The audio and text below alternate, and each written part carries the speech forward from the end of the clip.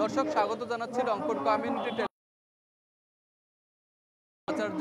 এই মুহূর্তে রয়েছি রংপুর প্রেস ক্লাবের ঠিক সামনেই। এখানে কিন্তু সাংবাদিক লিয়াকত আলী বাদলকে মব সৃষ্টি করে যে মারধর করা হয়েছে এবং অপহরণ করা হয়েছিল তারই প্রতিবাদে এবং দোষী যারা সন্ত্রাসী রয়েছে সেই দোষীদের গ্রেপ্তারের দাবিতে এবং দ্রুত বিচার আইনে বিচার করার দাবিতে কিন্তু একটি সংহতি সমাবেশ অনুষ্ঠিত হচ্ছে। যেরকমটি ক্যামেরার চোখে দেখানোর চেষ্টা করছি যে এখানে কিন্তু বিভিন্ন রাজনৈতিক সংগঠনের নেতৃবৃন্দ এসেছেন সামাজিক সংগঠন এবং সাংস্কৃতিক সংগঠনের নেতৃবৃন্দ এবং রংপুরের সম্মিলিত সাংবাদিক সমাজ কিন্তু এখানে উপস্থিত হয়েছেন।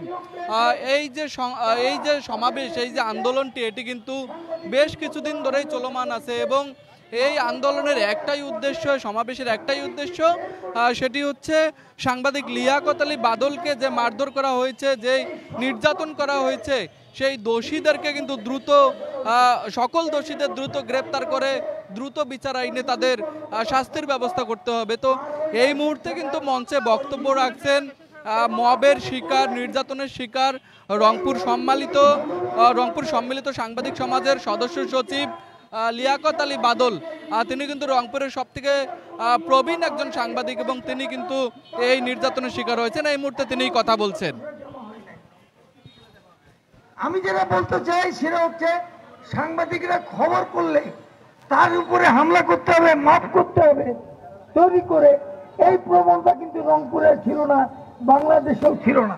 এইরকম করলে তো সাংবাদিকতা করতে পারবে না, রিপোর্ট করতে পারবে না, সত্য কথা লিখতে পারবে না।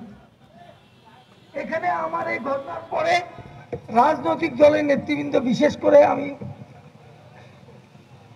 কৃতজ্ঞতা জানাই রংপুর মহানগর বিএনপির আহ্বায়ক শামসুজ্জামান শামুর প্রতি। আমি কিন্তু এই রিপোর্ট করার আগে শামসুজ্জামান শামুর সঙ্গে কথা বলেছি। উনি বলছেন আমাকে যে আমরা কোনো রাজবন্দির নামে আবেদন করি নাই। ওনার সঙ্গে আমি ফোনে কথা বলেছি, ওনার সদস্য সচিবের সঙ্গে কথা বলেছি, প্রয়াত আনিসুর রহমান লাকুর সঙ্গে কথা বলেছি। আমার ভুলটা কোথায় হইল? যারা এই 5 লাখ কোটি টাকা অবৈধভাবে রোজগার করার ধান্দাবাজি করতেছিল, তারা এই যে আমার উপর যে নির্যাতনটা করা হইল, আজকে আমাকে নিউরোসায়েন্স হাসপাতাল বলছে যে আপনার যদি এটা ওপেন করা হয় আপনার জ্ঞান নাও ফিরতে পারে। এখন আমি অন্য 2টা বেসরকারি হাসপাতালে আমি গেছি, তারা বলছে যে এটা করা যাবে, অনেক টাকার দরকার।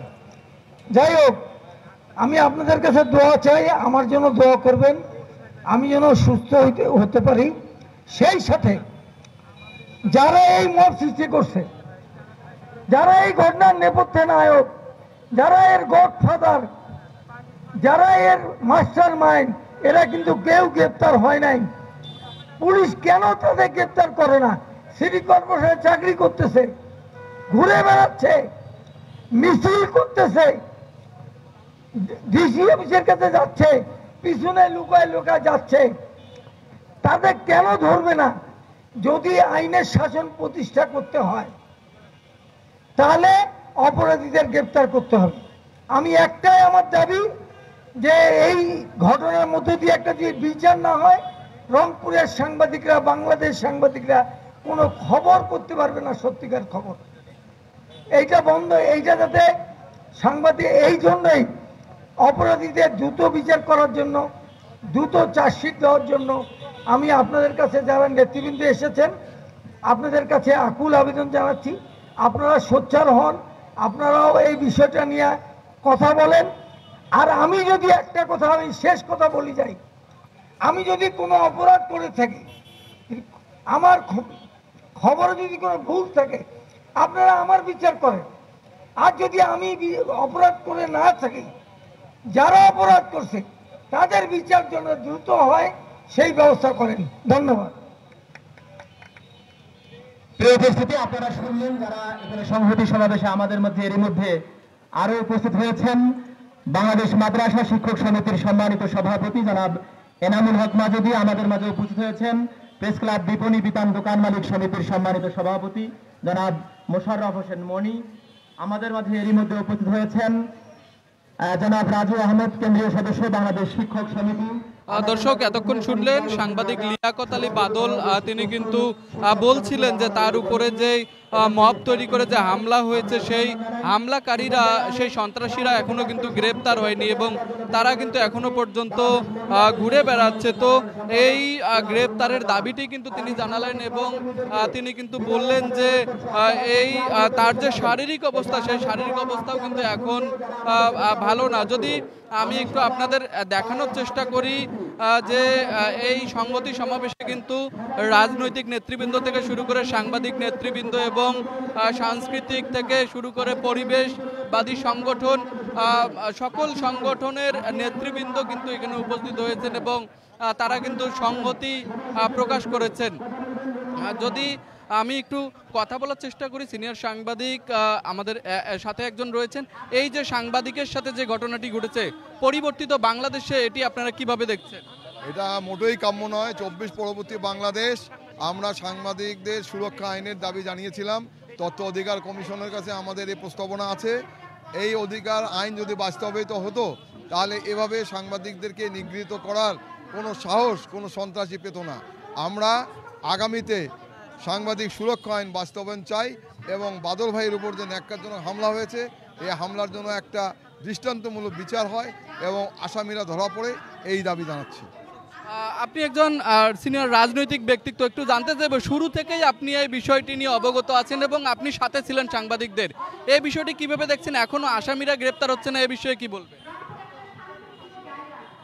জনাব লিয়াকত আলী বাদলের সাথে একটা দুষ্কৃতিকারী গোষ্ঠী যারা তার সাথে এই অন্যায় অত্যাচার করছে, আমি মনে করি যে অবিলম্বে তাদের আইনের আওতায় নিয়ে আসা হোক, যাদের নামে মামলা হয়েছে এবং যারা প্রকৃত দোষী তাদেরকে এই মামলায় অন্যান্য যারা বাইরে আছে তাদেরকে অন্তর্ভুক্ত করে এটা চার্জশিট দেওয়া হোক এবং অবিলম্বে এদেরকে বিচারের আওতায় নিয়ে এসে এদেরকে বিচার করা হোক।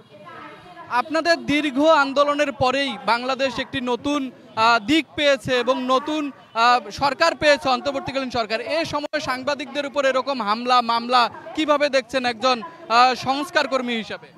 না, আসলে আমার কাছে যেটা মনে হয়, এখন না, বিগত সময় থেকে এই কালচারটা শুরু হয়েছে, সাংবাদিকদেরকে গুম করা, নির্যাতন করা। এবং তার বড় উদাহরণ হচ্ছে হলো সাগর রুনি।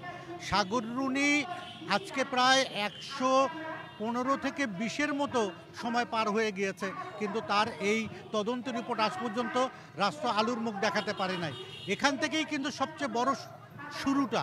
সুতরাং সাগর রুনির যদি সময় মতো বিচার হতো তাহলে আজকে এই পরিস্থিতিটা কিন্তু তৈরি হতো না। সুতরাং আমি মনে করি রংপুরে লিয়াকত আলী বাদলের উপর ঘটনাটি ঘটেছে, এটি একটি ন্যাক্কারজনক ঘটনা ঘটেছে।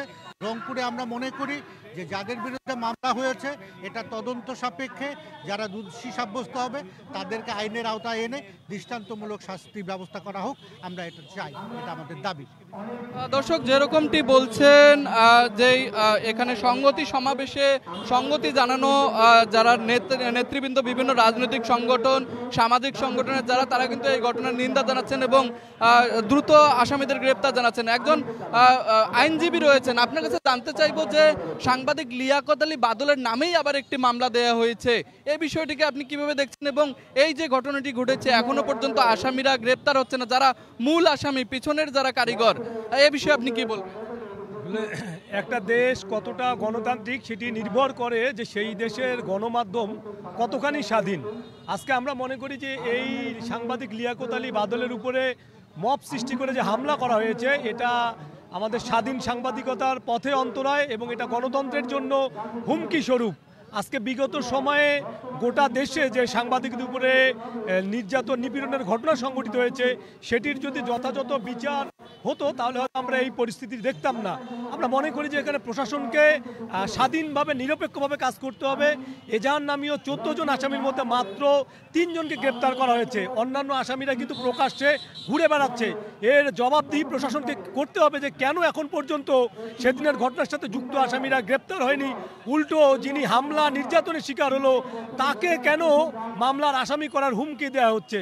আজকে এই দায় প্রশাসনকে নিতে হবে এবং আমরা মনে করি যে এটি করতে যদি প্রশাসন ব্যর্থ হয় তাহলে আসলে সাংবাদিকরা যে স্বাধীনভাবে নিরপেক্ষভাবে যে সমাজে কাজ করবে সেই পথে একটা বড় দেয়াল তৈরি হবে এবং এটা আসলে আমাদের রাষ্ট্রের জন্য সমাজের জন্য হুমকি স্বরূপ। সেই কারণে সাংবাদিকদের কর্মক্ষেত্রকে মসৃণ করার দায়িত্ব হচ্ছে রাষ্ট্রের। সেটি যদি আমরা করতে ব্যর্থ হই তাহলে এই দায়ভার গোটা জাতিকে নিতে হবে।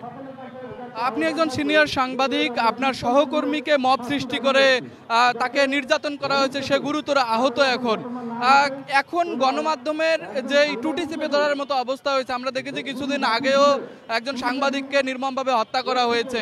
সব বিষয় নিয়ে আপনি কি মনে করছেন গণমাধ্যম এখন কতটুকু স্বাধীন? স্বাধীন মোটেও না। আমরা বিশেষ করে যে ঘটনাটি রংপুরে ঘটেছে, সাংবাদিক লিয়াকত আলী বাদলকে মব সৃষ্টি করে তাকে মারধর করা হয়েছে, এটি কোনোভাবেই 5 আগস্ট পরবর্তী সময়ে এটি মেনে নেওয়ার কোনো সুযোগ নাই। তবে সাংবাদিকদের প্রতি নির্যাতন যে অব্যাহত রয়েছে, এটা আসলে সঠিক তদন্ত এবং বিচার হচ্ছে না বলেই রংপুরের মতো শান্তিপ্রিয় একটা জায়গায় এরকম ঘটনা ঘটেছে। তো আজকে যে সংহতি সমাবেশ এখানে আহ্বান করা হয়েছে, এর মধ্য দিয়ে আমরা যেটি জানাতে চাই, যেটি মেসেজ দিতে চাই, সেটি হচ্ছে যে এই মামলার 14 জন আসামির মধ্যে মাত্র 3 জনকে গ্রেপ্তার করা হয়েছে, বাকি আসামিরা ঘুরে বেড়াচ্ছে। আমরা প্রশাসনের দৃষ্টি আকর্ষণ করে বলতে চাই, অতি দ্রুত তাদের গ্রেপ্তার করা হোক এবং সিটি কর্পোরেশনে চাকরি করার পরও যারা নাগরিক সেবা বন্ধ রেখে সাংবাদিকদের বিরুদ্ধাচারণ করে তাদেরকে মামলা দেওয়ার, তাদের বিরুদ্ধে আন্দোলন করার যারা পায়তারা করছে, তাদেরকে সরকারি বিধি অনুযায়ী তাদের বিভাগীয় ব্যবস্থা গ্রহণ করা হোক। এটি হচ্ছে আজকের এই সংহতি সমাবেশ থেকে আমাদের চাওয়া। দর্শক, যেরকমটা জানাচ্ছেন যে সিনিয়র সাংবাদিকরা, বিভিন্ন রাজনৈতিক সংগঠনের নেতৃবৃন্দ এবং সকলে যারা সংহতি সমাবেশে এসেছেন, তারা কিন্তু জানাচ্ছেন দ্রুততম সময়ের মধ্যে এই ঘটনার একটি সুষ্ঠু তদন্ত করতে হবে, দোষীদের গ্রেপ্তার করতে হবে। যদি আপনার কাছে একটু জানতে চাই, সাংবাদিকের উপর এরকম হত্যা চেষ্টা, সাংবাদিককে হত্যা চেষ্টা এবং গণমাধ্যমে টুটি চেপে ধরার চেষ্টা, এটিকে তরুণ সাংবাদিক হিসেবে আপনি কিভাবে দেখছেন? যে সর্বোপরি যেটা লিয়াকত আলী বাদল ভাইয়ের সাথে যে ঘটনাটি ঘটেছে, এটি আসলেই খুবই নেক্কারজনক। এরকম একজন বয়োজ্যেষ্ঠ সাংবাদিককে যেভাবে অপহরণ করে সিটি কর্পোরেশনের মতো একটি জায়গায় সেখানে মারধর এবং হেনস্থা এবং ক্ষমা চাইতে বাধ্য করা, এটি আসলে গণমাধ্যমে যে মানে বলা যায় যে এক ধরনের গলা টিপে হত্যা করার সামিল। কারণটা হলো যে গণমাধ্যম কর্মীরা তারা সংবাদ পরিবেশন করবে, এটি একটি পক্ষের বিপক্ষে যাবেই, কিন্তু তাই বলে একজন গণমাধ্যম কর্মীকে এভাবে অপহরণ করে নিয়ে এসে দিনে দুপুরে তাকে মারধর করা হবে, এটি আসলে খুবই দুঃখজনক। আমরা এই সংহতি সমাবেশ থেকে বলতে চাই যে রংপুরের সাংবাদিক সমাজ কিন্তু আসলেই ঐক্যবদ্ধ এবং লিয়াকত আলী বাদল ভাই যে রিপোর্টটি করেছে, আপনি জানেন হয়তোবা যে জুলাই যোদ্ধা এবং রাজবন্দীদের নামে যে অটোরিকশার লাইসেন্স যেটি নিয়ে আসলে রিপোর্টটি করা হয়েছে, এখানে আসলে অরিজিনালি কিন্তু জুলাই যোদ্ধাদের বিপক্ষে না, এখানে জুলাই যোদ্ধাদের নাম ব্যবহার করে কতিপয় কিছু স্বার্থন্বেষী মানুষ জুলাই যোদ্ধাদের আসলে টার্গেট করে তাদেরকে পুঁজি করে তাদের নামটি ব্যবহার করে কিন্তু অটো লাইসেন্স বা অটোরিকশার লাইসেন্স নেওয়ার যে পায়তারা, সেটি কিন্তু নিয়েই মূলত এই রিপোর্টটা করেছিলেন। এবং সেখানে আমরা যেটি তথ্য নিয়ে দেখেছি যে অটো লাইসেন্স রাজবন্দী এবং জুলাই যোদ্ধাদের নামে যে অটো লাইসেন্সের যে আবেদন, সেটি 130-34টা এবং সেটি 451টি গিয়ে পৌঁছেছে। তাহলে বাকি লাইসেন্সগুলো কাদের নামে এখনও কিন্তু সে তালিকাটা সেই প্রকাশ কিন্তু এখনও হয়নি। কারণ প্রকৃত তালিকাটি প্রকাশ হলে আমরা কিন্তু তখনই রংপুরের সাংবাদিক সমাজ এবং রংপুরের সাধারণ মানুষ কিন্তু বুঝতে পারবে যে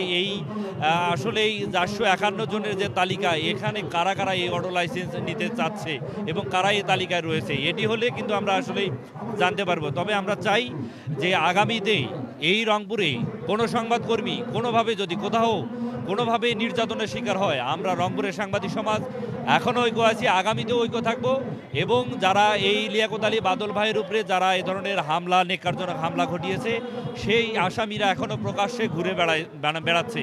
আমরা চাই পুলিশ প্রশাসন যেন তাদের খুব দ্রুতই আটক করে আইনের আওতায় নিয়ে আসে এবং বিচারের মুখোমুখি দাঁড় করায়। তাছাড়া কিন্তু আসলেই আমরা তরুণ প্রজন্ম যারা তরুণ সাংবাদিকতা এই পেশায় যারা এসেছি, আমরা কিন্তু প্রতিনিয়ত বিভিন্ন হামলার ঘটনার কিন্তু সাক্ষী হচ্ছি। আমরা চাই যে স্বাধীন গণমাধ্যম স্বাধীনভাবে যেন আমরা কাজ করতে পারি, গণমানুষের হয়ে যেন সাংবাদিকতা করতে পারি। কারণ সমাজের অনিয়ম দুর্নীতি তুলে ধরতে না পারি, সাধারণ মানুষও কিন্তু আমাদের নিয়ে নানা কথা বলে। কিন্তু আমরা চাই যে সাধারণ মানুষের এই কথাগুলো আমরা গণমাধ্যমে তুলে ধরতে চাই। সেই স্বাধীন রাষ্ট্রে এই রাষ্ট্র যেন আমাদের সেই নিরাপত্তাটা নিশ্চিত করে, এর দাবিটি কিন্তু আমরা করছি। দর্শক, যেরকমটা বলছেন তরুণ সাংবাদিকরা যারা এই সংহতি সমাবেশে এসেছেন, তারা কিন্তু বলছেন যে দ্রুততম সময়ের মধ্যে কিন্তু এই ন্যাক্কারজনক ঘটনার একটি সুষ্ঠু তদন্ত করে কিন্তু দোষীদের গ্রেপ্তার করতে হবে। আমার সাথে রয়েছেন অনলাইন জার্নালিস্ট অ্যাসোসিয়েশনের আহ্বায়ক। যদি আপনার কাছে একটু জানতে চাই যে এই যে ঘটনা, এই ঘটনাটি তরুণ সাংবাদিকদের জন্য কতটুকু দুশ্চিন্তার এবং তরুণ সাংবাদিকরা এটা নিয়ে কি ভাবছে?